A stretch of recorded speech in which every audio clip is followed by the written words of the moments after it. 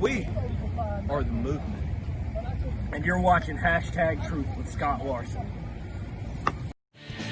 Cause we're always looking out for you.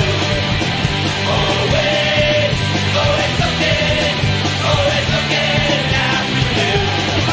Always looking out for you. Always looking out for you.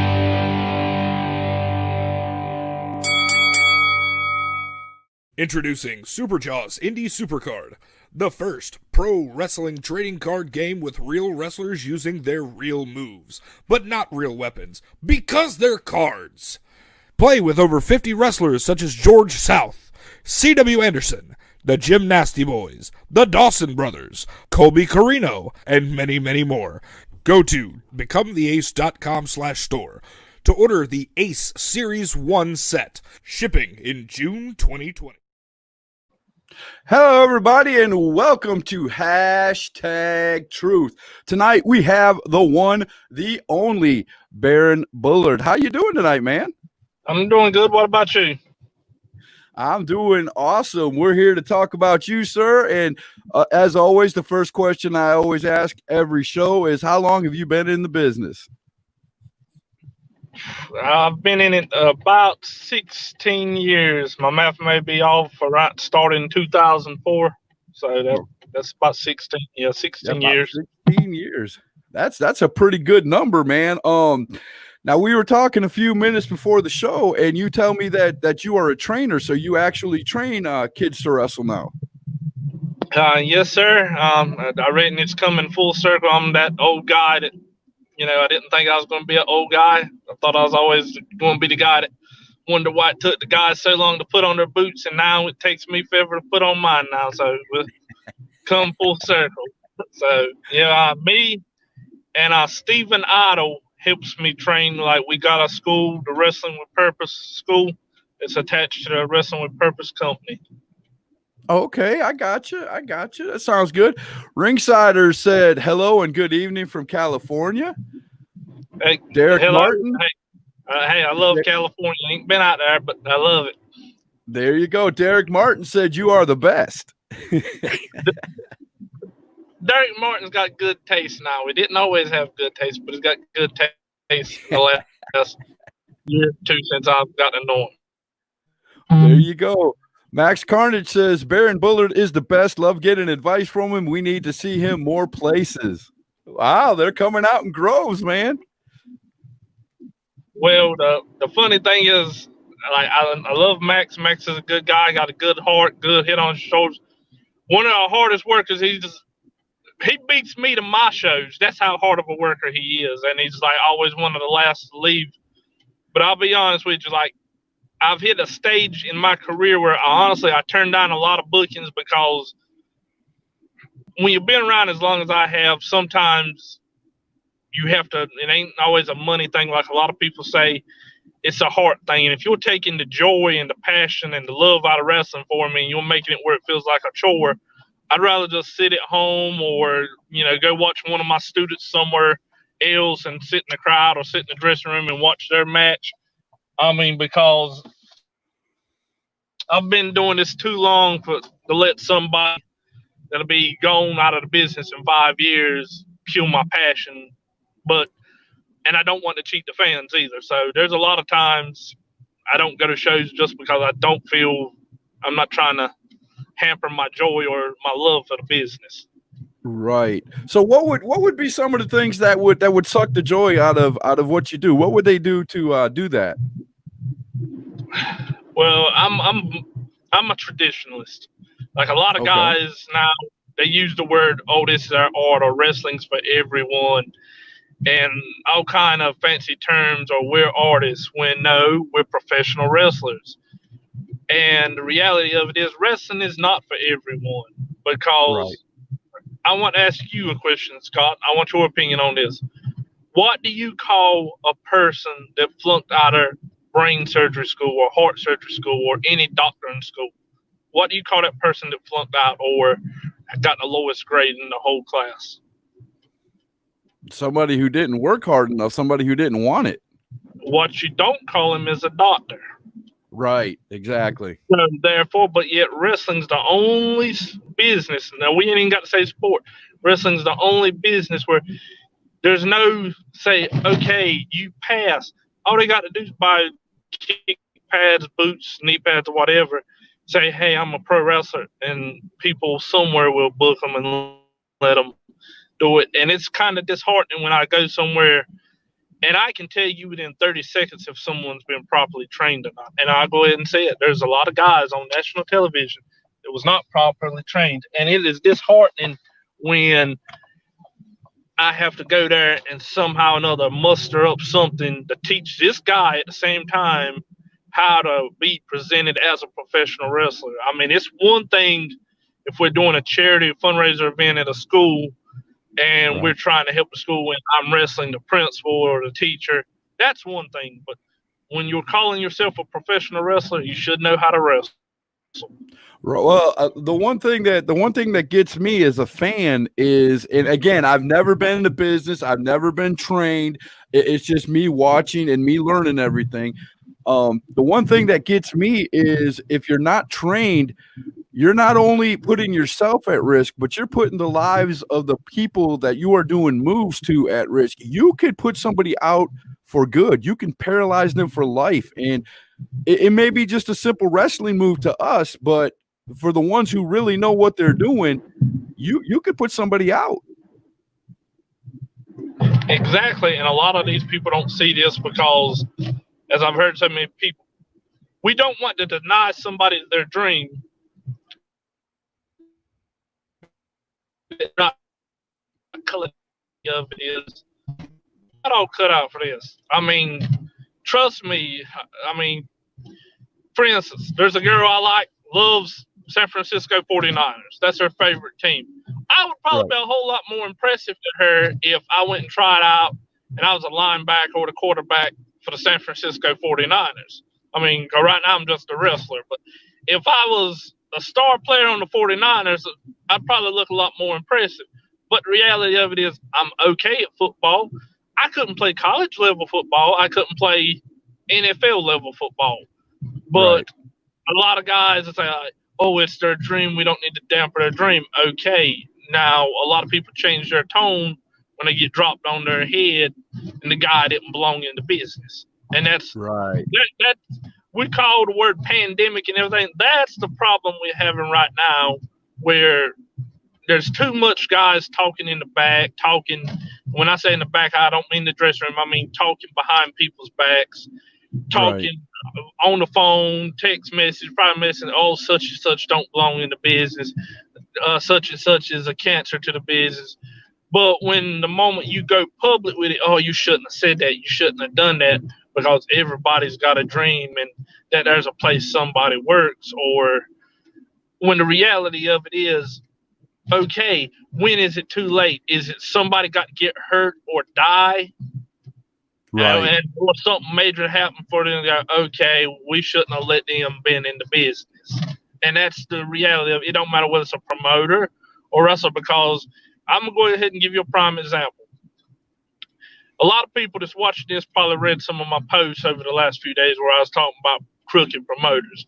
Well, this one crooked promoter, he thought I hadn't been in the wrestling business long, because like when I started, I was literally like 17 years old, turned 18. Right. So I've been doing this, I'm 34 now. Since I was 18, time I graduated high school, I went straight to Nashville.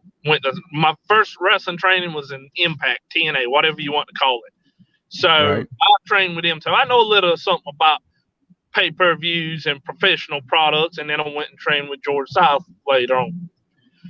But this here guy, we was wrestling at a fairgrounds. It was his show. I didn't care, because I realized this is my neck, this is my head, this is my body that I'm handing him and trusting him. He liked to do a lot of stupid stuff with chairs, tables, and hardcore because he could not wrestle. He was not properly trained. But it was his show. First thing I looked at him, I said, I use his shoot name because a lot of people don't know his shoot name, but, a lot of people know his gimmick name. I was like, Bobby. I said, all that crap you do to everybody else, using these chairs, throwing me through a picnic table. I said, you might not know how to wrestle, may never be wrestled a match in your life, but tonight you're going to be a professional wrestler. I said, the moment you hit me with a chair, I said, I'm going to send your stupid little head between your shoulder blades, and you're no longer going to have a neck. Oh, snap. Needless to say, we had a wrestling match, and he was blowed up and everything else, but I done the safest moves possible, because the reality of it is, okay, say I'd have went and done what he's done, and I'd have ended up with stitches. Who's paying for my stitches? Nobody. No independent companies pay for this anymore. Say I'd have broke my neck. I mean, I've seen wrestlers before carried out on stretchers. I'm not having it, because I'm not married. I can't sit here and say I got a wife and kids, but I'd like to one day. And do you think I'm going to let a stupid wrestler ruin that and make me a paraplegic in a wheelchair? No, you'll be in a wheelchair before I am. Because if I feel like I'm in danger, that's when I'm going to put you in danger, because I can be the safest wrestler there is, because I've heard wrestlers say before, how do you like to work? I'll let you punch me first, and we'll determine how this match goes. You're right. I was watching a professional wrestler in an interview just last night, and he was talking about, how 90%, he said 90% of the people that are in this business right now aren't trained up well enough to be wrestling in a wrestling ring. And that in is the indies level. And he said, if you're going to get mad, he goes, let me explain why. And he explained the same thing that you were talking about. If the same, he said almost the same thing you did. They won't let a doctor in an emergency room if he doesn't pass all his tests, if he doesn't go through all his training, if he doesn't go, they don't let that doctor. Would you want a doctor who never went through all his training and all his stuff to do surgery on your heart or your kidney or he goes, it's the same thing in the wrestling ring. He said, when you look across at the other guy, you're expecting him to know everything there is to know to make it look like a real fight and to keep you safe, even though it looks like he's beating the hell out of you. And here's where they mess up, Scott, because first thing they say is, oh, it's predetermined. Okay, because let's not sugarcoat it, because I hate the fact that kayfabe's dead, but I wasn't the one that killed it. I mean, but in reality, they're going to say, oh, it's predetermined or whatever. Well, here's the thing. Before we get to that predetermined part, nobody, and every time I've ever had somebody say, oh, wrestling's fake, I was like, nah, it's not. I was like, teach me how to float before I hit that mat, and then I will admit it's fake. I said, I've been doing this for 16 years, and that mat hurts. That mat ain't nothing but wood and metal, and it hurts. I've broke ribs. I've broke ankles. I don't know how many concussions I've had, and all that was from wrestling. And my thing is, wrestling's considered a joke on so many forms because of what we've allowed in. And they feel, oh, I can do this. I can do this. Okay, the moment I let you, and the reality of it is, if I let you, because trust me, I've been in matches where they tell me something, I'm like, that ain't happening today. I was like, you're going to learn something else, because the reality of it, Scott, is a lot of the guys now, they're little boys. If wrestling were to go back the way it was in the early 1900s, and when I say early 19, I mean back when my granddaddy was born, 1919, 1920s, when it was a little bit more legitimate.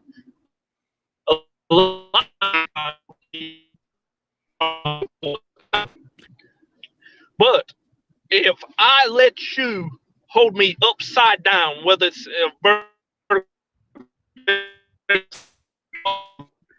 you're breaking up a little bit because you're moving around with your car and all that. You're stuttering really bad. Let it catch up. I'll let you know. It looks like you're caught up. Go ahead. Say it again. Basically, if somebody down, I want to know. You're breaking up again. You're moving around in the car and you're hitting some soft spots in your for your telephone, and it's breaking up really bad. You are frozen on my screen right now. There you go. All right, let's try it again. What about now? Sorry. Basically, we trust each other with our bodies. We don't need to be getting hurt. You know what I'm saying? And if the moment we getting hurt and that trust is broken, then you're no longer a professional. Right. So that's where we're getting at. There's people trying to make their stuff look good and people trying to make their stuff look innovative. What's the cost of innovative if you can't do it safely? Right. I mean, I 100% agree. Jim Cornette made a brilliant comment a long time ago. He said, back in the day, all our stuff looked real and people believed it was real. And we packed out buildings. There was no seats left. He said, nowadays, he said, it looks fake because it looks choreographed. He said, but guys, it's so sloppy, people's getting hurt left and right. And yet they're taping off half the building. Yes. So that's true. So we that is true. wrong. We went wrong somewhere because, and a lot of these indie guys, but now wait a minute. I mean, look at the reality of it. I've been to enough shows. I've been to WWE. I've got friends that worked for AEW. I've got friends that's been there on AEW shows. Right. Even AEW, Ring of Honor, even New Japan when they've come to the United States, every one of them have taped off buildings at times. Right. Right. And there's a reason why we're not taking this serious like we used to anymore. And a lot of this you hit another rough patch, brother. Oh gosh, I love what you're saying. But when you're moving in your car, you're glitching up on us, man, and you're sounding like a robot at this point right here. But I do understand. I'm going to talk for a few minutes till you start moving around on my screen the right way. But yeah, I understand what you're saying, man. I mean, I've been a wrestling fan for 35 years, and I can tell the difference I can even tell the difference from 1980s wrestling to now. When it comes to, the ones that had the longevity, the ones that were trained, the ones that, that applied themselves. The first thing that I will say, and I hope I don't make anybody mad, but it is the truth. You could tell if a wrestler really wants to be a wrestler by how he treats his body. If you get in and you got a gut hanging out over your trousers and you're not even wrestling in wrestling attire, then that says something about you. It really does. And what would you say about that? And that is very also counterpoint. God. Yeah, we can't understand a word you're saying, man. It's coming. You're coming out like a robot. I'm just hearing. Man, I really want to hear what you have to say.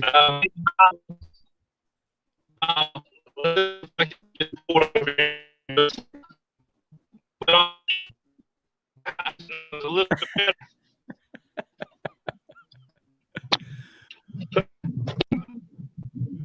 Yeah.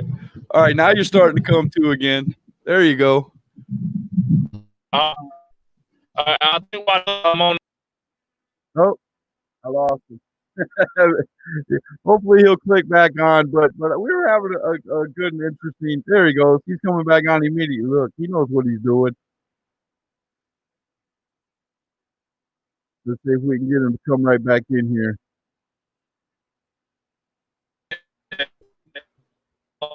No, you're totally glitching out on me, sir. I don't even see you on my screen. All right, you're coming up. Hold on. You're coming. You're talking about the 6 there. Yeah, it's starting to get a little better. At least I see you on my screen now, but your audio is getting really bad. Man, I was enjoying this conversation too. Hembra Cato wants to know what accent. Where are you from, man? First of all, maybe we can get that through.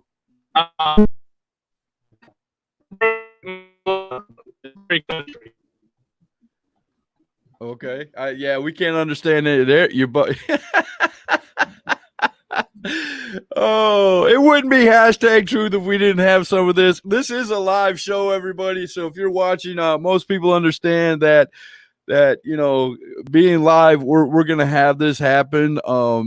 He's actually at work and he's in his car driving around. That's part of his job. And so he's gonna hit some bad spots in his reception. So that's why we're getting the glitches. So as soon as he comes back on, it looks like he's starting to come back to us. Maybe we can get him to answer the questions again. You back, Baron? Yeah, I hear you and see you. Yeah, we got you now. I think we got you to where we can understand you now. So, I believe before you cut out this time, Emra Cato wanted to know what accent you have. Where are you from? It's a Native American accent. I'm from Pembroke, North Carolina.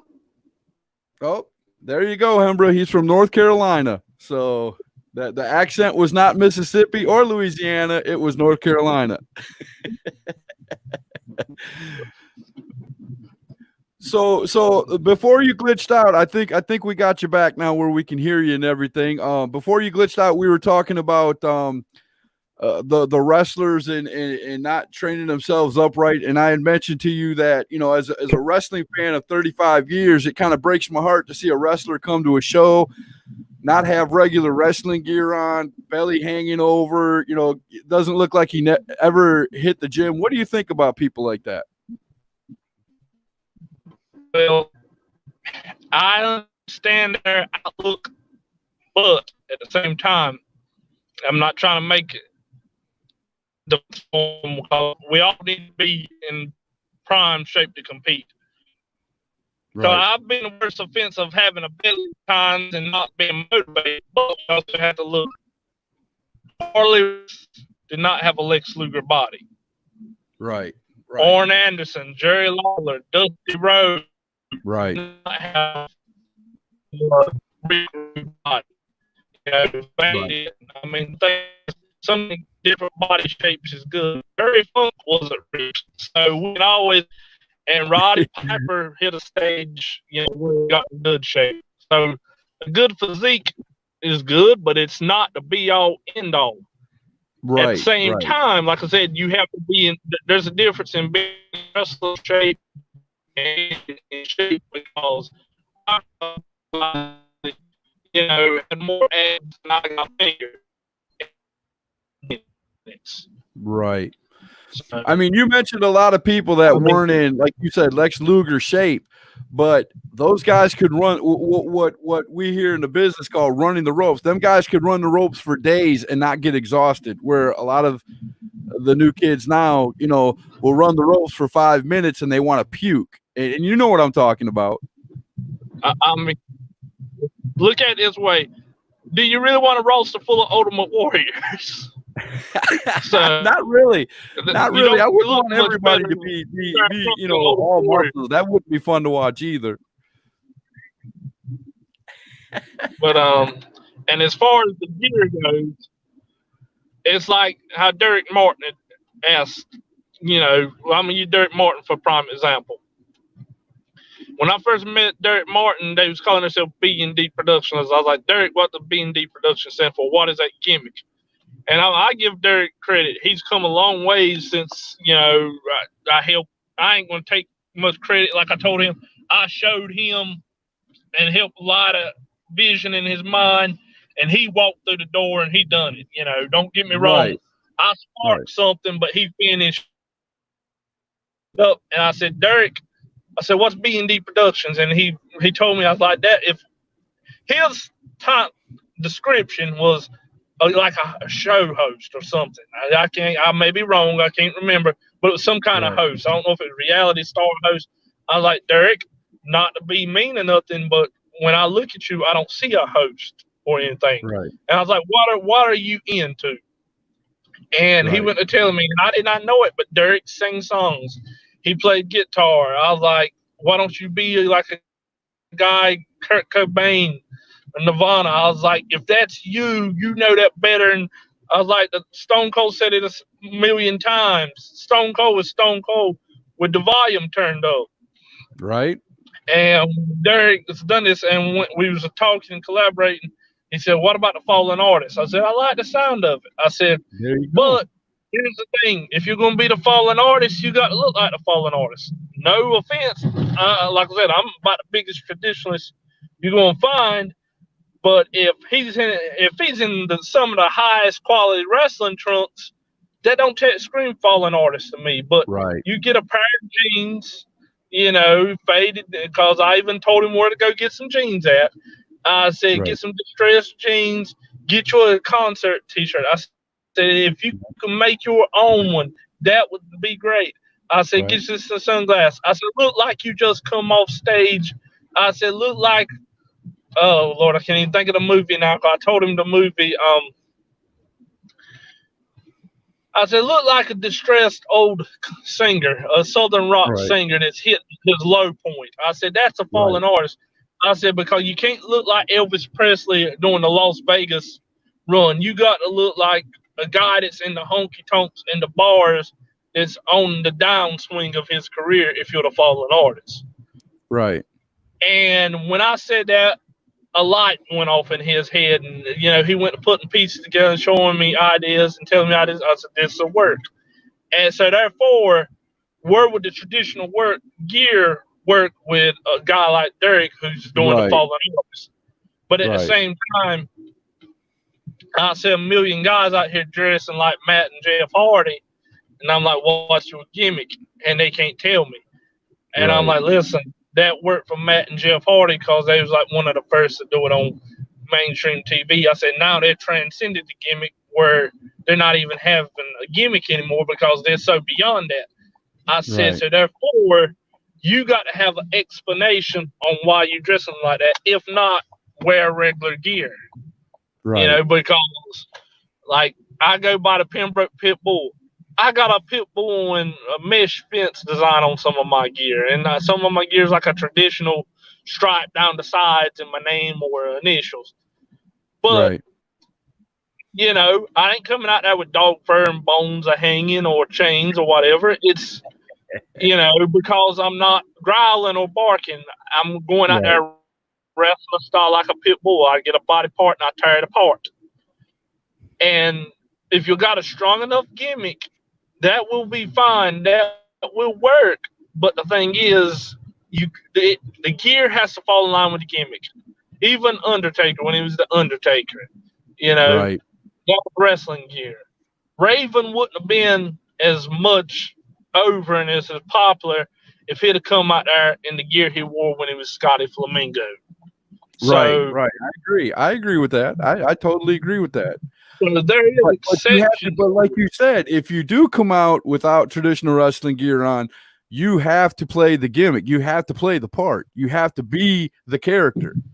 Exactly. And unfortunately, too many guys, all their mind says, oh, this would look cool. I'll try this. And it ain't about looking cool. It's about getting the character over and the best representation of the character. If we're supposed to make the person believe in the character and the gimmick, you have to be as authentic and realistic as possible. Right. I agree. And that, man, I'm telling you, that is so when you train, what all parts, and this might be a stupid question, but again, I'm a fan. I'm not coming into the business. When a greenhorn or somebody who knows nothing about wrestling wants to be a wrestler and he comes to Baron Bullard, he says, hey, I want to learn to wrestle. What all do you cover at your wrestling school? What do you tell him he needs to learn before he goes away from you to go and wrestle and be on his own? Well, the thing is, he's going to learn every aspect when he comes to me. But what I also say, first thing is, do you know how to shut up and listen? And a lot of times, if they interrupt me before I finish, I already know they don't know how to shut up and listen. And I'm like, are you coachable? Because it's like a parent. If you try to tell your child how to do something, they'll want to argue with you. So how are you going to ever teach them? Because they already know it better than you, but yet they've never lived that segment of their life before. So you have to make sure they're coachable and teachable first. Because Ric Flair came to one of the classes that I was attending, one of the training, And Ric Flair made the comment, he still learns every day. Okay, so if Ric Flair still learns every day, you should be able to shut up and you just starting out and you're a greenhorn and just shut up and listen.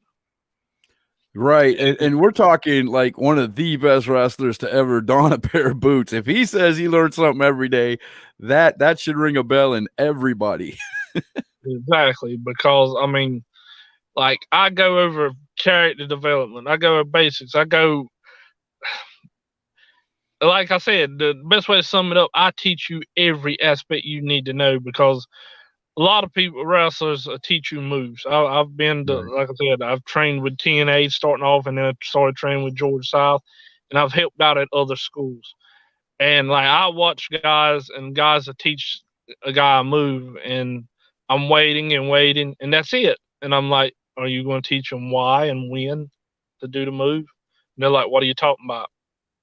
And I was like, there's a reason you do that move, and there's a reason you follow up, and there's a reason when to do the move. And Right. prime example, I would call a spot. I was like, hip toss, body slam, pick him up, suplex, drop an elbow drop, go for the pinfall. I was Right. like, and I'm like, where did I go wrong there? And a lot of people there can't figure it up. And I'm like, when I said body slam, pick him up, I said, why you pick him up if you body slammed him? If you all you was going to do was elbow drop it, I said, you let him work his way back up, because if the whole objective is me to pin you, if I slam you down, why would I pick you back up? Right. And Right. that's a small detail that's lost now, because guys are so worried about getting their stuff in that they don't realize there's this little thing called psychology. And psychology ain't all about selling. A lot of it's about making a match make sense. Because Right. the worst thing I hate to see, and honestly, a lot of wrestlers have never been in the fight before. I've seen it because there's a guy that was on AEW recently, and we were at some shows together, and he was scared. He's like, can I sit in the car, because I think them some fans from the shows? And I was like, sure, whatever. So I got out anyway. I didn't care. But the thing is, like I said, a lot of these guys ain't tough, and it wouldn't be a bad thing for some of these wrestlers, and I know it's about to sound mean, if they'd actually go get in a fight once. Whether it can be with their buddies, go lock themselves in a bar and get in a fight and learn a thing or two. I mean, I ain't Right. saying go fight a stranger, but sometimes it would help to understand realism, because a prime example, and I know this is probably gonna hurt. If I'm wrestling Ricochet, Okay. I've seen Ricochet do some moves before. Fantastic athlete. Now I'll say since he's come to WWE, his psychology has improved a lot. But I see Ricochet do one of the most amazing, most athletic moves, and then just stand and do a backflip for the heck of it. Okay, I got that you done something, but if I'm getting up and I see you're standing about to do a backflip for no reason, why don't I just push you or kick you and let you land on your head and break your neck? Right. It just Right. makes sense. You do the move, you're getting ready for the next move, or you're staying on your opponent. Don't be doing a backflip or bend. I can get you're trying to get over a cocky character, but right now Ricochet's supposed to be a babyface. So Right. why do the extracurricular stuff?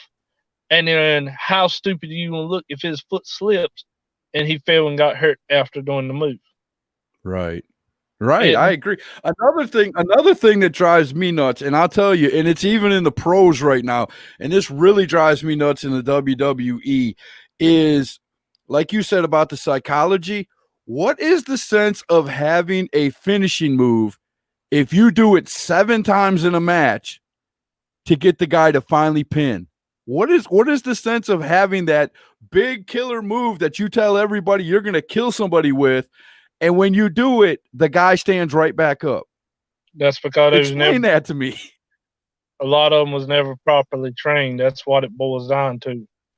Because Because we just watched it the other day. What everybody said, it was a great match, but the one thing that I said about it was the main event of Backlash.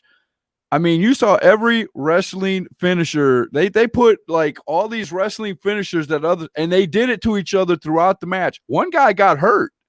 He literally had to have surgery. So what you said before during our interview is if you're not doing it correctly, you're going to get hurt. And they did. They weren't doing their move set. They were doing somebody else's. And a guy had to have surgery because of it. See, now that I know who you're talking about, I do know they were properly trained, so I'm kind of contradicting myself. This is also where I'm not a fan of the empty arena shows, because right now these aren't wrestling matches they're doing. Like Randy Orton and Edge is two of the very best in the world, but what they're doing right now is not pro wrestling, so they're just goofing off. But the reality of it is, you don't do that many moves or finishes. You protect your finish. Like, for instance, like for years I've done the DDT, and I asked Jake the Snake, because back when I do shows with Jake the Snake, I used to be responsible for picking him up from the airport. And I asked him, is it okay? And he's like, sure, I don't care. He said, just don't do it when I'm on the show with you, and make sure it's protected. It's the finish. When you hit it, it's over with. He said, unless you're in a big feud, he said, then maybe twice, but he said on the second one, it's over. But the reality is a lot of these guys, like I said, they need to be in a real fight at some point, because I've hear guys say all the time, oh, wrestling's evolved, this and that. Okay, let's talk about evolution. If me and you in a fight and I take a gun, a 45, and I shoot you in the chest,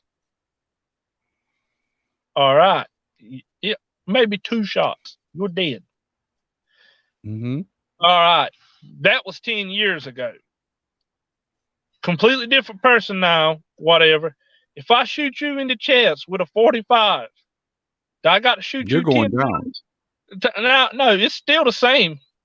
So you telling me punching harder 10 years ago compared to somebody punching now is softer? No, it's not. So you telling me a roundhouse kick to the head 10 years ago ain't as hard as a roundhouse kick to the head today? No.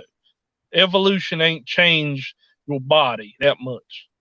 You know, all it is. I mean, the moves have always been there. All these high flying moves, people are like, "Oh, this is new and exciting." No, it's not. Luchadors have been doing it for years. Antonio Rocco, it's just new to us. Antonio Rocco was doing a lot of this here crap in the 20s and 30s. Superfly Snuka dived off the cage in the 80s. So don't come here. You know, they're not fooling me with it. It's just they didn't do it all the time because they knew when to do it and how to make it mean something. There's a reason. And they knew when to get that pop. They knew when to get that Marvin Gardens pop. You know, like you said, he only did it, you know, maybe 3 times in his whole career, but all 3 times people will go back and the people that were there watching the match can tell you the day, the time, who he was wrestling, the whole 9 yards, because it was something special. There's a reason when I was on shows with Jimmy Snuka in his last few years, if you wanted Jimmy Snuka to jump off the top rope, you had to pay him extra. In 20 years, do you think some of these wrestlers, fans are going to say, oh, or promoters, oh, we'll pay you extra to do this 630 splash? No, they're not going to be able to do it because their knees and everything else, and the fact that they've done everything, every move they can think of in one match, their body ain't going to be able to do it. So therefore, in 5-10 years, people are going to be like, you ain't as good as you was, because they never learned psychology. They rely on you mentioned Ricochet earlier. Ricochet had a thing on WWE Network. It's still up. I just watched it the other day where he was being interviewed, and he said it might have been on the Broken Skull podcast or what have you, but he said that when he first came to the WWE, he admitted, he said, I was a spot monkey. I wanted to prove to everybody that I could do the high flying stuff, that I was an acrobatic, that I could do all this.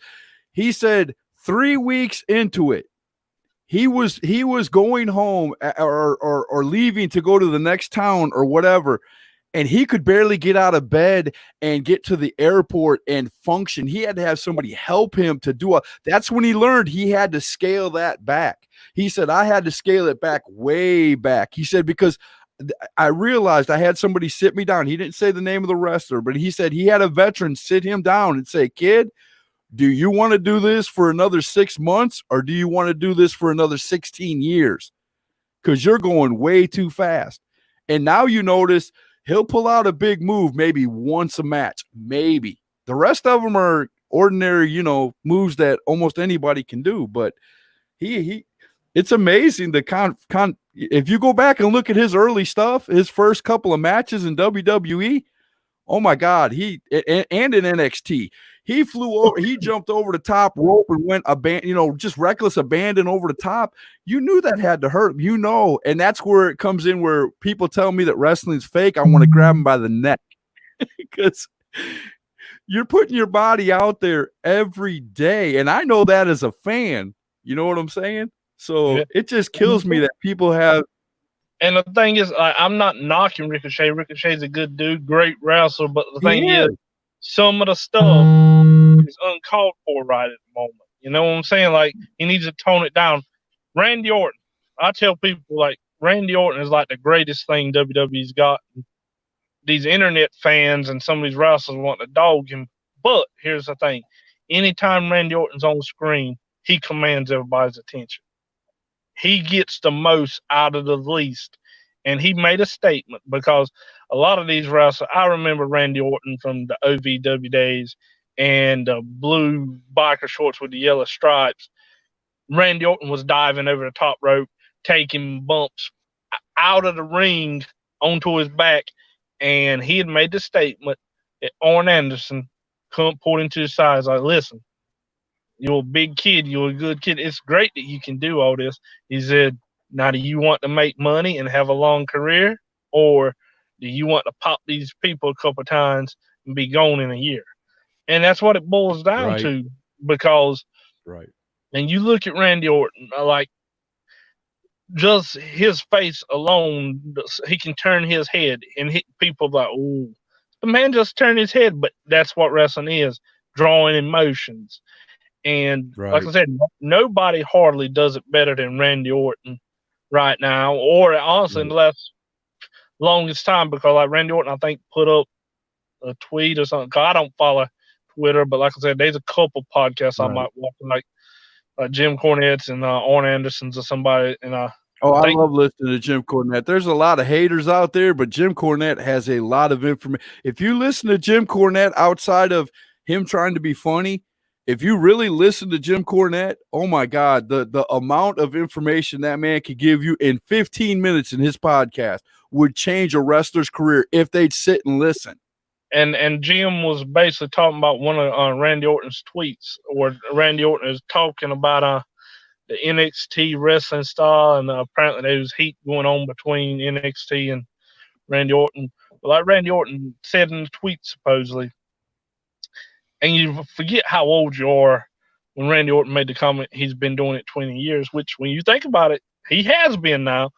And from the time Randy Orton started, after the whole broke arm when he come back as RNN, in Evolution, other out of 20 years, 19 years of those, he's been right at the top. Yep. Other than like Undertaker, who's had a run or streak like that in a while? Or Triple H, you know what I'm saying? Okay. Nobody. Then you got guys, they can't even keep a job with WWE 5 years and never even make it to the top. So who would I rather be listening to? This here guy that's doing all these amazing flips, or this guy that's been at the top for 19, 20 years, who, internet guys and indie wrestling guys, a dog. And I'm like, guy that possibly makes around $1 million a year for the last 20 years, or a guy who's, trying to get $500 in California, including his plane ticket, because he paid for his trip to Japan. And that's another thing. A lot of these guys that go to Japan a lot of times pay for their own trips. They won't acknowledge that, because like I hate to say it, but I've been around long enough, and I'm gonna call it like it is. I've been offered trips or tours of Japan and Africa several times, and it fell through.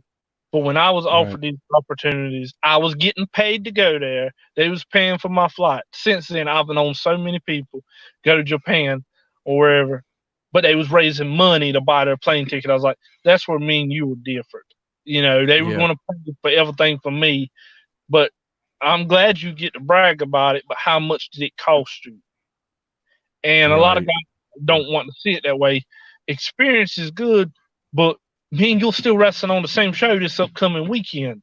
Well, not right now because of the pandemic, but you know, if me and you'll still on the same show, how far did that get you? I know it costed you some money. Your girlfriend or wife was probably hot because y'all could have used that money for that vacation she was wanting to go on.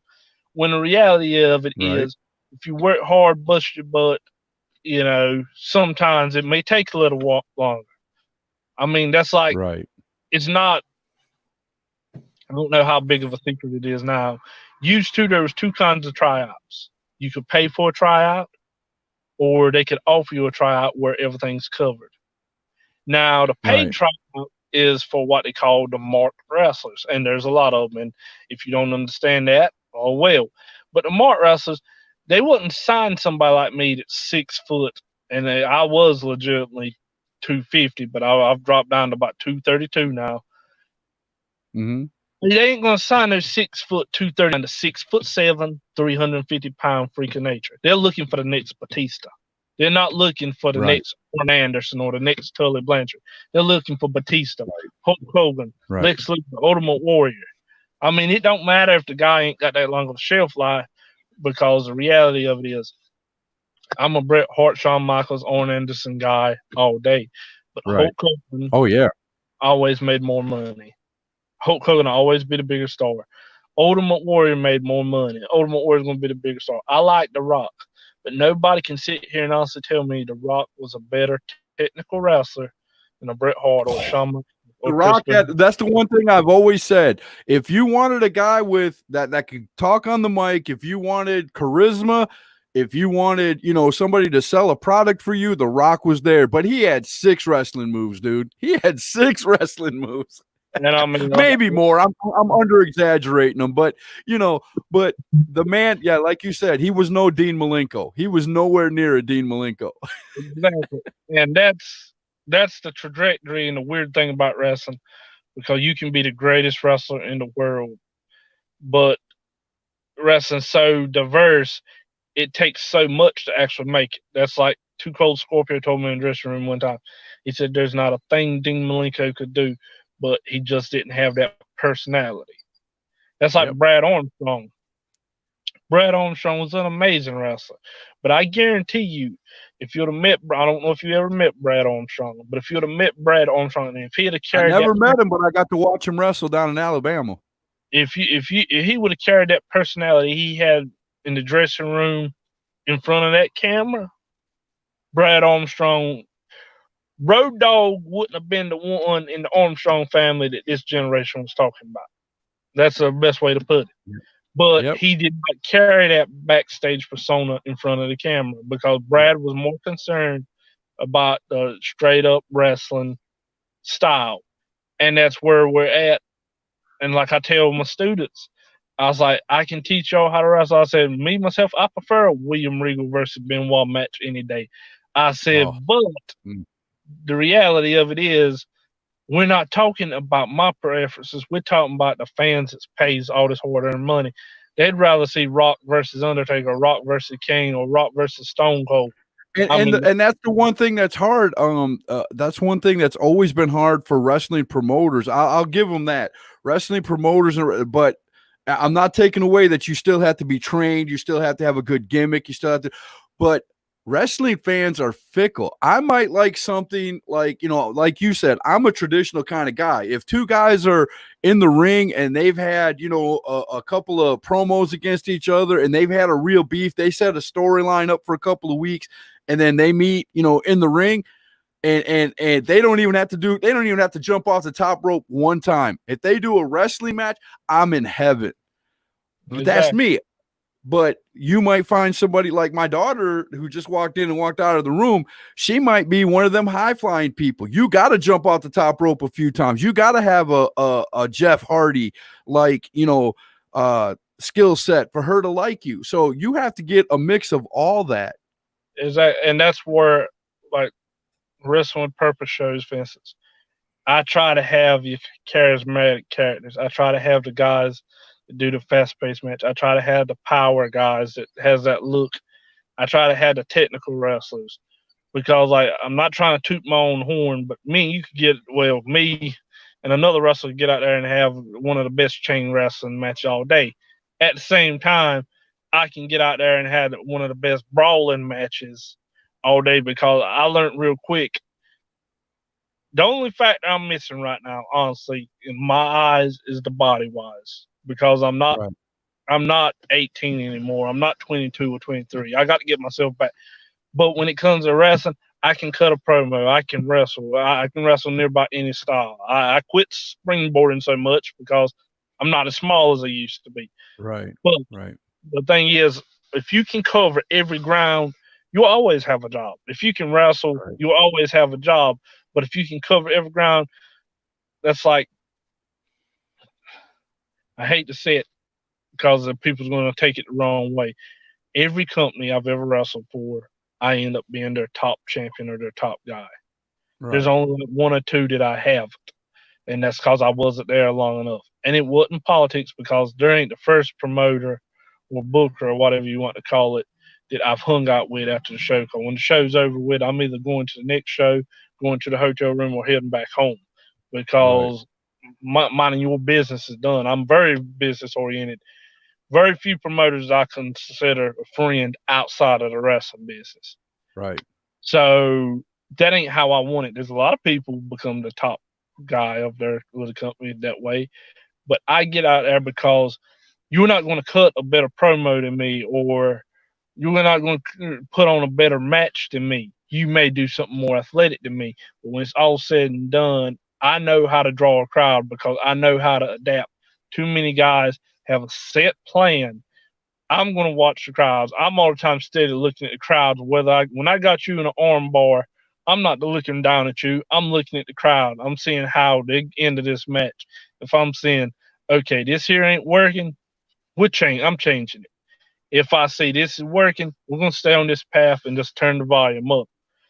A lot of guys can't do that because they've already had the whole thing set together before the show starts. They planned out the whole match before, from spot to spot to spot to spot to spot, and they're not going to deviate.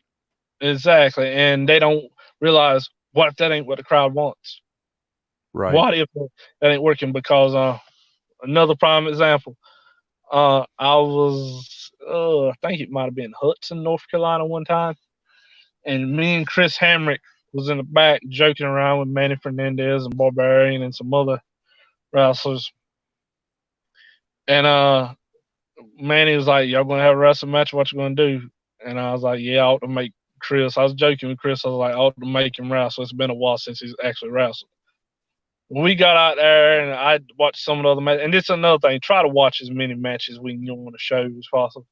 Right. And I seen some of them. Some of the guys was actually pretty good, and they was trying to have good, straightforward wrestling matches, and like it was a falling flat. It was like people wasn't getting in with the crowd. I looked at Chris. I was like, normally this is a wrestling time, but we're going to do something different here. We got to do something. So me and Chris come out there. Well, I walked out first. So I was dogging ECW. I was dogging Smoky Mountain Wrestling.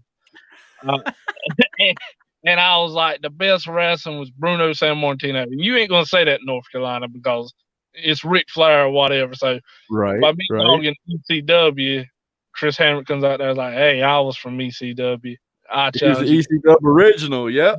I challenge you to an ECW style match. And we was all over the building, falling off the bleachers. We had the crowd running outside with us. We went all around the rec center building. And the crowd was with us the whole entire time. We blew the roof off. Amazing match. But the thing is, what I'm saying is, what if we'd have planned so much ahead of time and would have stuck to our plan, and the crowd got into it? But we did. Me and Chris was like, okay, this is a different crowd. So Right. I just grabbed a microphone, and Chris, being an awesome professional like he is, he knew where I was going. When I went to Dog in ECW, saying that ain't wrestling or whatever, and I said something about Bruno Sammartino, I was like, now that was a real wrestler, and boom. And Talking about a New York wrestler over a North Carolina wrestler, and you sitting right in the middle of North Carolina. I can imagine the heat you got that night. well, for the three grandmas that knew who Bruno was. Right. But hey, those three grandmas could start a riot, in a wrestling, That's pretty good. I wish I'd have been around for that. That would have been pretty cool to watch.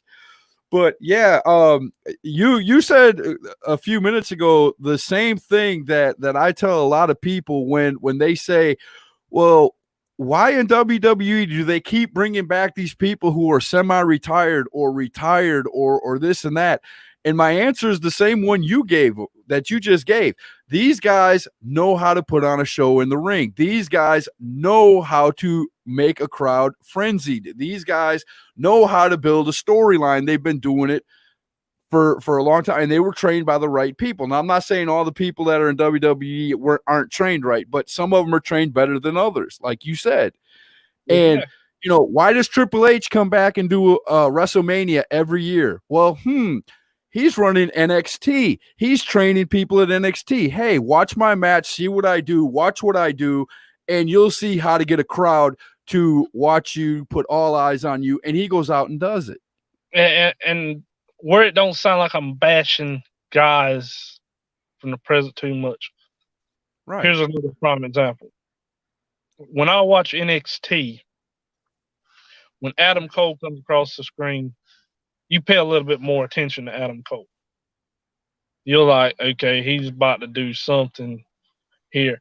There's some guys, you can still be making a sandwich and you might look up, but when Adam Cole comes across there, you're like, okay, he's about to do something. And there's some guys that can pull off that, and at the same time, and Adam Cole's been doing this for how many years now? And then there's some guys that have that mystique factor. And this is where guys have to be careful. I'm going to try to delve into this a little bit.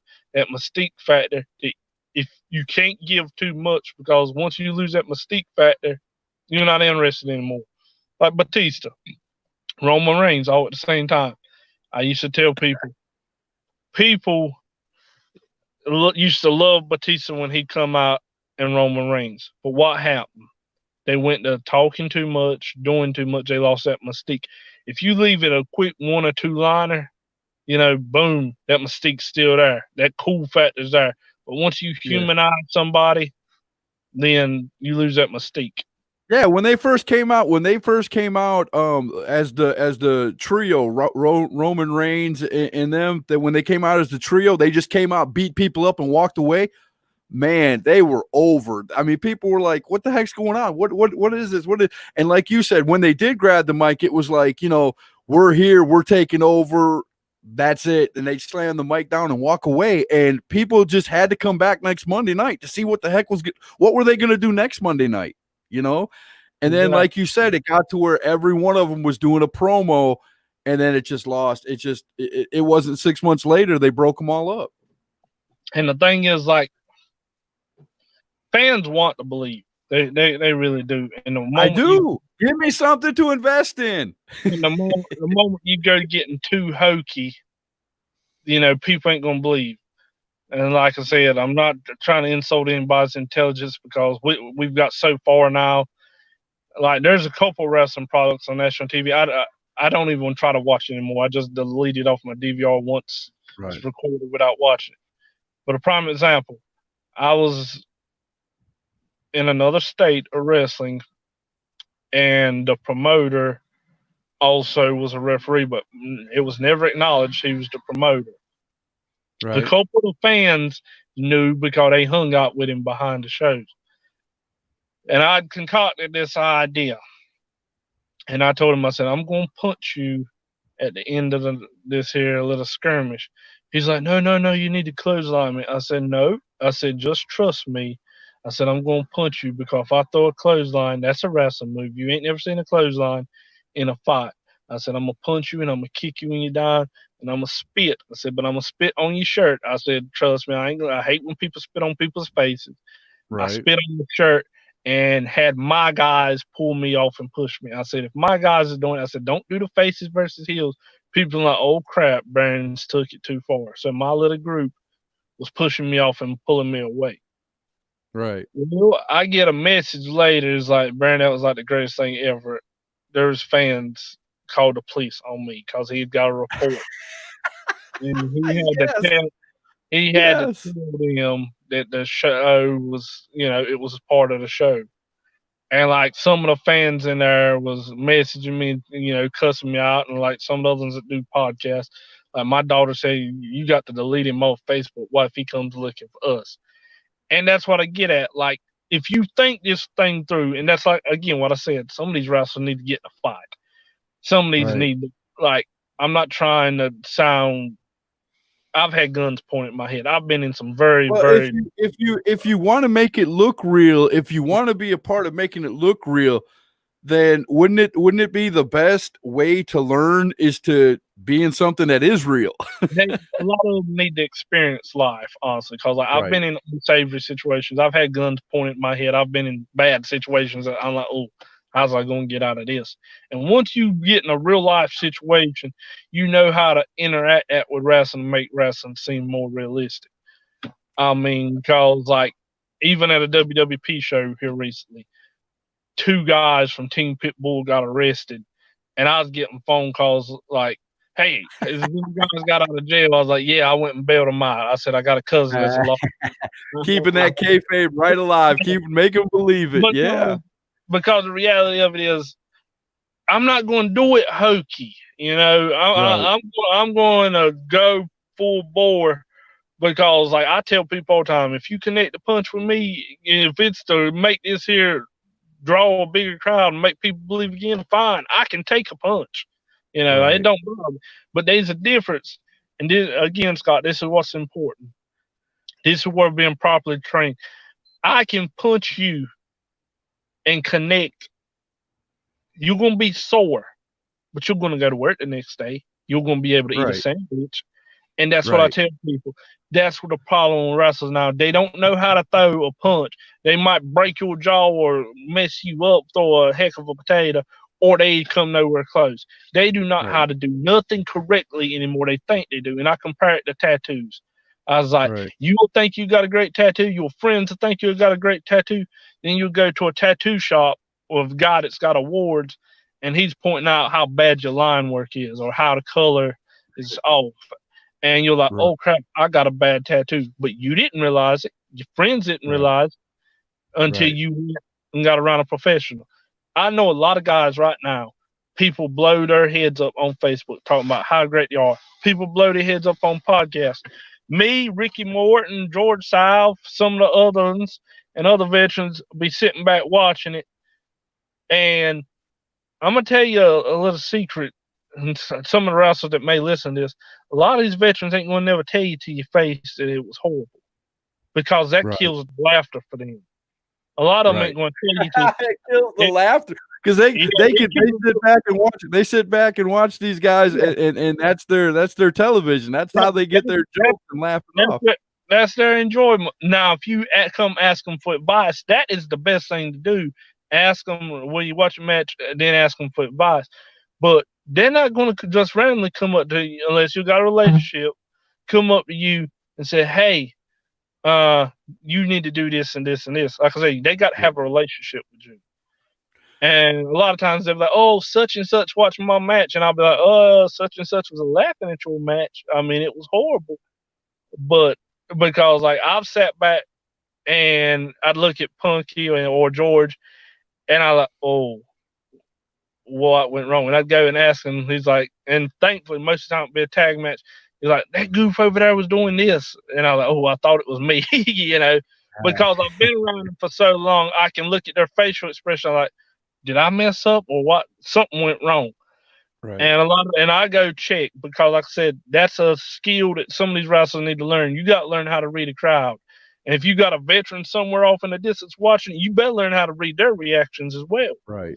Right. because That interview that I was telling you about earlier in the podcast, where that professional wrestler was answering questions, he was saying you could tell when a wrestler is wrestling for the crowd or is wrestling for the other wrestlers. He said there's an easy way to find out. If right after the match is over, he goes into the locker room and the first thing out of his mouth is, "What'd you think about my match?" You Exactly. know he didn't look at that crowd not one time. Exactly. Because here's the thing. A lot of times, and I've had matches I hated. I hated with a passion. I've got a lot better. I used to be very Shawn Michaelish, as the rumors was back in the day. I'd come back kicking chairs, cussing, mad. That was horrible. That was stinking. And then the guy come up, I said, "Get away from me. I'll kill you." And then, but you get out during intermission or after the match is over and whoever's hands raised and the crowd loved it, but I'm there hating it because I knew what went wrong. A lot of times, Right. the fans might not know what went wrong, and that's where Right. we, as wrestlers, we got to learn how to relax.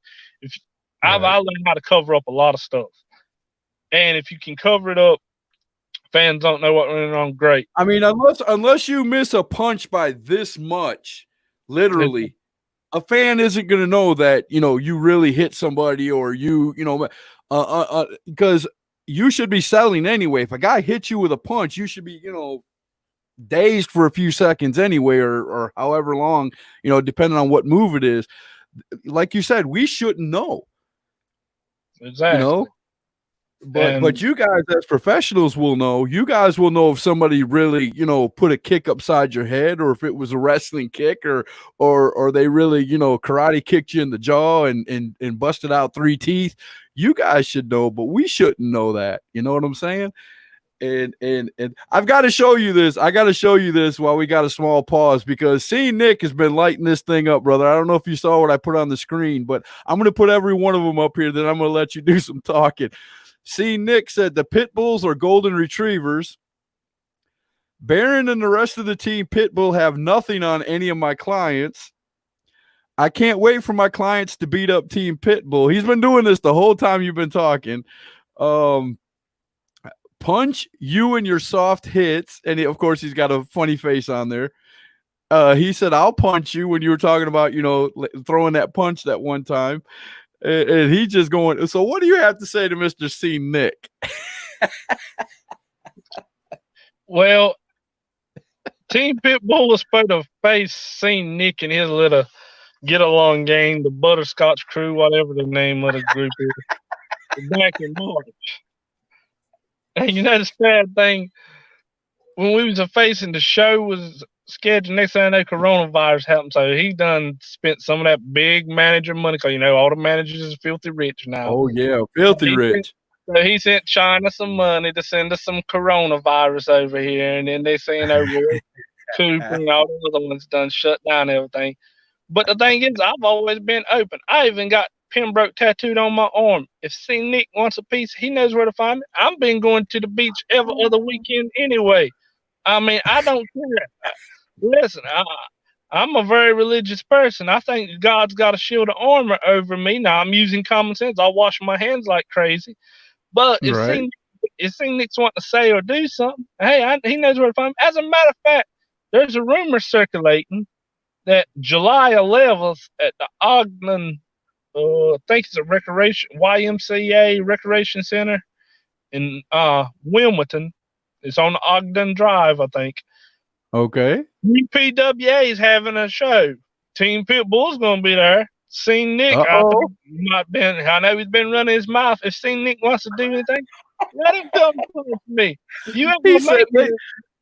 He just said they let poor people on the beach. Gross. I know. That's pitiful, lady. But the funny thing about poor people? Poor people know how to fight. Right. Hey, you got that right. You got that right. But I give C. Nick credit. He's a very marketable person. He knows how to hype himself up. But here's the thing, and I need to see Nick to know this. There's been a lot of people in my 34 years in life told me what they was going to do to me. And the funny thing about it is, I got obituaries from every one of them's funeral. So, There you go. just remember that, Nick. Now I've got another person on here who keeps wanting to put this story in there. I'm gonna put it up there. I wasn't ignoring you, Jack. I just wanted to get all this in. Jack said he watched you knock someone's tooth out in 2017 at the Forest View High School. Do you remember doing that? Yes, I do. Yes, I do. Tell us the story about that. What happened?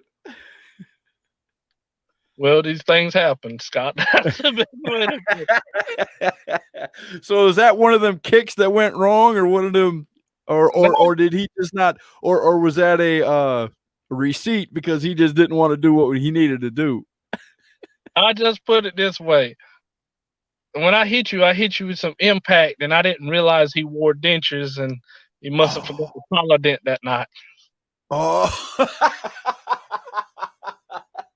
So you literally knocked his teeth out of his mouth. Yeah. It wasn't just one. Oh, that's funny right there. That's some funny stuff, man. I love it. I love it. Oh, Jack Pasta said you hit him with a chain. I did say it had impact. I didn't say, I don't remember the chain. Oh, okay. It had impact. Okay, there you go. See, Nick said, "Your fighting in Walmart isn't really fighting." This fool. I give Nick credit. I bet he got A's all the time in creative writing when he was in school. I bet he did too. Creative writing. I tell you, see, Nick is the man now. See, Nick is the man. I know his teachers got tired of reading all that crayon. One day he'll thing called a computer thing, Nick.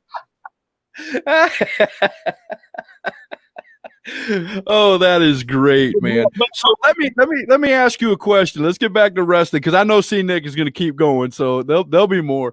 So let me ask you this: what piece of advice would you give a wrestler just coming into the business who is hungry? Now I'm talking about a hungry guy, a guy who really wants to make this his career. He's going to listen. He's going to be, trainable and coachable and, a grade A student. What is the first piece of advice you would give that guy or gal? One of the first pieces, and I've learned this the hard way, keep politics, even though I'm not the poster boy, keep politics. I mean all politics. I don't mean just wrestling. Keep it off any of your social media. Don't when you get flustered, don't show it on social media, right? Because I've always had a trouble biting my tongue. I don't take crap from nobody. I'm the same way. They say the squeaky wheel gets all the grease. That's not always the case, because sometimes you don't know when to stop squeaking, and you can rub people the wrong way, and then all of a sudden you'll get labeled troublemaker or whatever, and that's not always the case. I got called for a while a pot stirrer, so yeah. It worked. Yeah. And that's the thing, like, got to keep a cool head on your shoulders. As the old saying goes, you got 2 eyes and 2 ears and 1 mouth for a reason. Watch and listen double what you speak. And when you speak, be careful what you say. Because, for instance, at one show, there was a wrestler told him all kind of smack, and what he didn't realize who he was talking around was my brother and my cousin, and it brought back to me, and he was like, "Oh, how come I'm not booked on your show anymore?" Like, you better watch what you're saying and who you're saying it around. There you go. It works like that, don't it? Ooh. Well, Baron, we've been on here for almost an hour and 15 minutes, brother. We've been talking it up. I have enjoyed every bit of this. Unfortunately, I have to go, and I know you're working too, so you got to get the rest of your shift done. But man, this has been an amazing interview. I hope you enjoyed it, and I want you back on #Truth eventually, man. I would like to keep this conversation going because you are giving these young kids a plethora of knowledge, and they need to hear these things from another person who knows exactly what they're talking about. Because, and I'm gonna leave you with this, Scott. Sometimes the best advice ain't the advice, ain't then a pat on the back. Right. Too many guys we got to quit having that they're not great job speech. Sometimes you got to be told, oh, that was drizzly bullcrap. That was horrible. Because you can't learn hearing good job. Sometimes you got the truth hurts. That's what it boils down to. Sometimes, Right. like, I've tried to get better at it. I was like, what if you try it this way? Because there's a lot of good guys out there, and I've seen that all they got was positive reinforcement or a positive message. And they think they're all that great now, and then they get shocked when they get around an ornery veteran. I ain't gonna call no names. And he busts his bubble, and they'll think, oh, he's just outdated or out of touch or upset about something. When the reality of it is, no, it's just you've been around these guys that fake positive. You can't tell somebody they done a good job when it wasn't a good job. I don't know how you could look at a person, a woolly vet, and you usually, a vet is usually somebody who's been in the business for 10, 12, 15 years. I don't see how you can look at a woolly vet and say they're out of touch. They've been in the business for probably 3, 4, 5, 6 times longer than you have, and you're going to say that they're out of touch? Well, unfortunately, that's becoming a popular thing, Scott, because it's like I use a prime example. If my grandfather was still alive, if I looked at my grandfather and said, hey, Granddad, let me tell you about life, people would think I'm crazy. But nowadays, you got younger guys trying to tell us, older wrestlers and legends, oh, wrestling's evolved. That ain't the way wrestling is anymore. Right. What's the difference? That would be like me, who's not even a wrestler, just a fan. Of course, I've been a fan a long time. Going up to Jimmy Morton and saying, Jimmy Morton, you got this all wrong, brother. Let me tell you how wrestling is. That's so ludicrous, but there are people out there that do that. And unfortunately, it happens too often. I got you. I do agree with you. I have seen that. Now I am a person who, and we talked about this before the show. I like getting green guys and bringing them on the show and getting them, like I said, getting them, a positive push in the right direction. But I have to be honest with them that, they got to train up. They got to get better at what they do. And I hope that all of them do that, because I really want to be a fan of every guy that comes on my show. But I want them, I don't want to hear about them, 3 months from after they do an interview with me breaking somebody's neck in the ring, or they get their neck broke in the ring, or, that's not what I want to hear. I want to hear about good matches, and they're listening to their, and they're learning, like you said, every day and doing the right things. That to me, that's wrestling. When you're a family and you get together and everybody's learning and everybody's growing together, and I know it's a pipe dream because it's really not happening right now, but that's my vision for wrestling. You know what I'm saying? Yeah. But hopefully it will change, man. It's got to change at this point, though, because the more wrestlers that get up to NXT and WWE and AEW who aren't properly trained is, we get all hyped for these great wrestlers to get up there, and then they get hurt, and then they're sitting at home for 6-8 months. You know what I'm saying? And that's what you just said. That's the scary part, because as wrestlers on the independents, you assume because they're on national TV, they know what they're doing and they're better than everybody else. But that's not always the case, and therefore that their ways become the accepted ways. And like I've told somebody before, because these are outdated reference now, but I ain't gonna lie, I don't keep up with pop culture too much. Right. But Kevin Federline, he wrestled John Cena. So that means Kevin Federline's a better wrestler than me, because I ain't wrestled John Cena on Monday Night Raw. Right. Same thing with Rob Gronkowski. He won a belt at WrestleMania. I have wrestled on WrestleMania or won a belt. So that means Rob Gronkowski's a better wrestler than such and such. And that's what we're getting at. Like, that happens at NXT. Like I said before the interview, I knew a former cruiserweight champion. We don't even know what a top wristlock is. So that's crazy to me. That's crazy to me. That is. And I'm a fan, and that's crazy to me. So, there's a lot of stuff, what it boils down to. But wrestling talent is often the last thing considered when it comes to wrestling business. Because if that was the case, like I said, a lot of people wouldn't be in. Ultimate Warrior wouldn't have had the career had it been for talent. I hate to say it, Goldberg wouldn't have been, because how many people Goldberg hurt? What all did Goldberg do? But the reality of it is, Nia Jax right now. Somebody mentioned over here in our comments, Nia Jax. She's hurt many wrestlers, and she's still going. but you look at their bank accounts compared to my bank accounts, and then I have to shut up, because if we judge it by who's drawed the most money in wrestling or made the most money, then I look stupid. But the reality of it is, like Ricky Steamboat told me one time, he said, Baron, if your last name was something different, you'd have $1 million in your bank account. Right. I was told that 2007, 2008. And Right. I mean, so you think about that, that's what, 13 years ago? And I'm thinking, okay, and I hate to see it, because it's not, if I tell people all the time, what's the secret to be successful in wrestling? Hope to God your father or grandfather, uncle was a big name in wrestling. I don't mean regional, I mean a big name. NWA, when it was NWA on 605. There is a ton of second generation and third generation wrestlers out there, man. There is or a reality star, or failed at another professional sport. I said, because if you're me, if your mother worked in the school system, your father is a disabled construction worker, you better bust your butt and hope for good luck.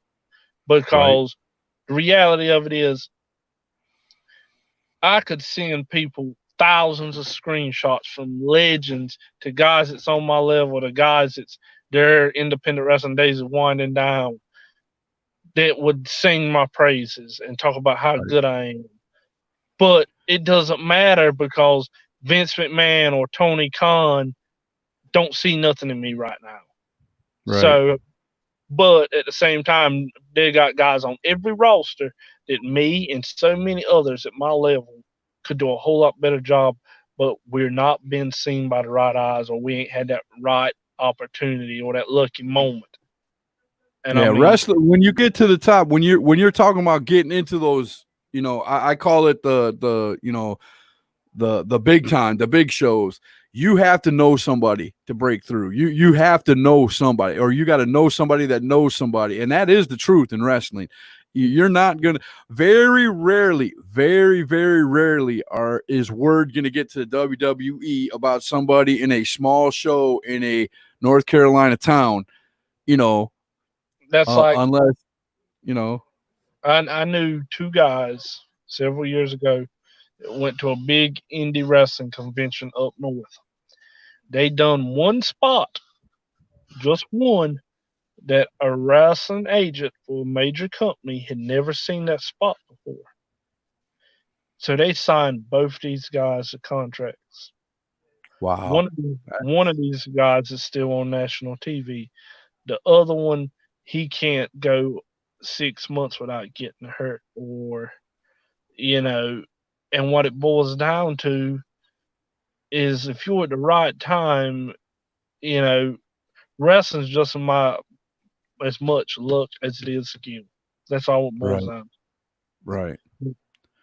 But you got to put the work in. You still got to put the work in, though, no matter what. If you don't put the work in, they're not even going to look at you anyway.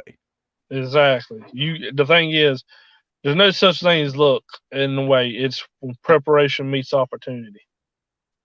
That's what Brandon Lee Dunn said, one of the best guys I've ever had the pleasure of doing business with. There you go. Yeah, and Brandon and Derek is actually teaming with Brandon, and like I said, they've come a long way. I mean, they've come to some of the classes, and like I said, it don't matter how long you've been doing this. If you're willing to learn and want to improve, and you show that drive, you can. Because it's like they had hit a plateau, know. And they both told me, it's like, man, we're tired of being treated this here way. And I was like, well, quit letting people treat you this way. Be better than what they've seen in the past. And I'm going to tell you, as a fan, and I tell people this all the time, and there used to be a drinking game on my show, because this is what I first started off talking about on my shows back in 2018. Give me something to invest in. You give us something. You do the work. You give the fans something to invest in. I'm going to buy your merch. I'm going to not only watch you at one indie show, but I'm going to follow you. If you're good enough, I'm going to follow you.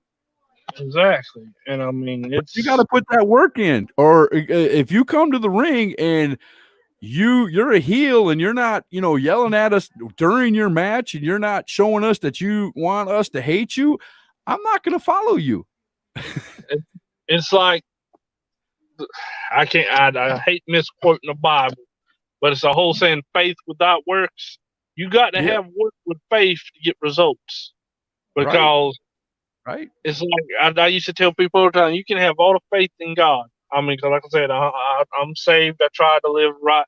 You can have all the faith in God, but sometimes God's going to point the shovel to you, because you got to do some work too. God ain't going to do it all for you. I mean, there's a parable. I'd like to have a chair, and next thing you know, the guy heard a sound. He looked, and the axe fell down right beside of a tree. Right. Okay, he's tired. He'd like to have a chair. He's just been gave everything there is to make a chair. How many people would look at it that way? They just heard a axe fell. That's all it is. Right. Exactly. I agree 100%, man. Man, I'm telling you, you've got a lot of people. What do you say to all these people who come to you for advice, other than the people that you're training? Are you one of those? Are you the type that, if there's a wrestler out there who heard of you or would talk to you and would like send you a message on Facebook asking for your opinion about something, would you give them an honest opinion? Yes, I do. Because my Facebook last year had actually got hacked, and I had several guys that sending me videos. And I'd be honest with them. I was like, listen, I'm busy right now. I might check it out this weekend or check it out later tonight. And then I'd check it out and I'd give them advice. And they're like, you really did watch my match? I was like, yeah, you asked me to. And the thing was, like, I know a lot of people, we're living in a time, like what I said earlier, about too many people give pats on the back. Now, if it's my student, like if it's Brandon or Derek, I might not tell them all the good things. I might tell them you need to work on this, because I've known Brandon and Derek for a while. Like Sammy Love, another one of my trainees, or Devon Haley, or Jackie Bryant. I'm not always going to sugarcoat it for them, because that's my kids, So if it's like I said, Derek or Brandon, somebody I've knew a while, I'm going to bust their balls and just tell it like it is. But if it's somebody I really don't know, I'll say, this here was good, but you need to work on this. What if you try it this here way? And they're like, wow, you really did watch my stuff. I was like, yeah, you asked me to. I mean, because the thing is, people that don't know you, yeah, you may need to give them a compliment, because first thing, if it's you need to work on something, they're like, oh, he's just being a jerk. But if you let them know, hey, you're doing this good, Right. And trust me, sometimes it's hard to find stuff good with some people, because like I've seen guys where I'm like, this had to be some backyard stuff, and you just knew somebody that was doing a show in an armory or something. Right. But let me ask you this question and see if I can actually get an answer. Now, of all the students that you have taught, who is that one kid that just stood out above everybody else?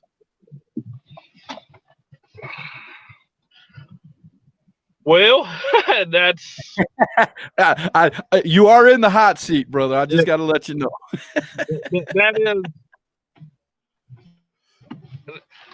That is a very hot seat. And this is here before I had a school. This is like when I was helping George. Right. I would honestly have to say a guy named Johnny Smooth, who I've teamed with and I've wrestled with hundreds of times. And the reason I say this, he hasn't even reached his level yet of realizing how good he is. Like he's starting to improve on promos. Promos is his weakness, but he has a charisma just walking to the ring.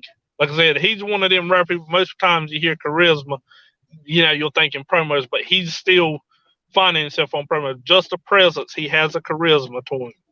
And he hits just the everything. Walk and the look and the acting and his facial expressions, all that. He's got that. he's got that. It's just if I can get him to work on his promos and have more confidence in his promos, he would be phenomenal. But like I said, he's very athletic. Like me and him can wrestle, or we can team, and we could, tear it down. We don't have to talk. Like me and him's teamed up plenty of times, and people are like, man, y'all such an innovative tag team. Where y'all keep coming up with these different tag team moves from? And it's just like he's like the yin of my yang, so to speak. He's been honestly like one of my best students. Right. There's nothing I can really say bad about him. There's so many great guys. Like I said, some of my current students, once you're a student, you're always a student. But like some of my current students, I have to ask that though. I got to try to stump you, because I haven't stumped you the whole night. I haven't even tried to stump you. I didn't even want to stump you because you're giving out a plethora of information to a lot of people. Sometimes I try to get that one question, when I'm interviewing somebody that kind of puts them on guard or whatever. But you answered that one very well. You knew exactly who to say, and of course you're the only person that knows the answer. So it's fun to listen. I know you got a phone call, right? You could barely hear me. Yeah, but I can still hear you now. But I don't know how to switch back over to make it louder. But I can still hear you. Yeah, it's not going to do it. Once you get a phone call, man, it pretty much ruins the audio on it, but that's all right, man. I'm about to let you go. Thank you, man. I appreciate, like I said before, I appreciate you coming on. You've given a plethora of information to some of these kids out here. I hope a lot of these wrestlers listen to what you have to say and takes that information to heart and goes out there and becomes great wrestlers, because me as a fan, I want to see these guys succeed. Every one of them. Oh yeah, and like I said, like there's a lot of great guys coming up right now, and I mean things are going to keep improving because, like I tell people, every couple of years, there's like a new batch of guys that just pops up, and like I said, like right now got Jackie Bryant, who's I tell people he's like a flamboyant gimmick, and people are gonna make their own assumptions, but like I tell him all the time, I said, study Michael P.S. Hayes. I said, study Buddy Rogers. Like he's gonna be one. I ain't gonna sit here and say he's gonna be a Dean Malenko or whatever, but he could be one of the great characters in wrestling because he's got this thing about him. It's the old saying, he's got this it factor to him. He's got the it factor. If he sticks with it, and the whole thing is he's got to have that confidence in himself. And if he sticks with it, he's going to do great. And then I got Sammy Love, who you've had on your podcast before. And oh yeah, Sammy's a good kid.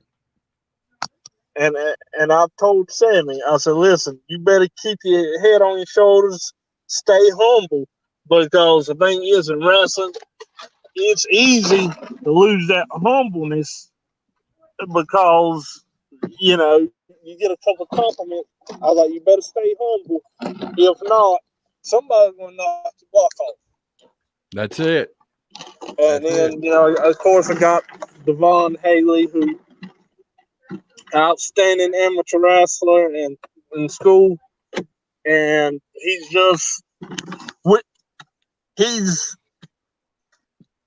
I could compare him to a Shelton Benjamin. He has all the skills, but right now we're trying to find out who he is, if that makes any sense. Oh, it makes perfect sense.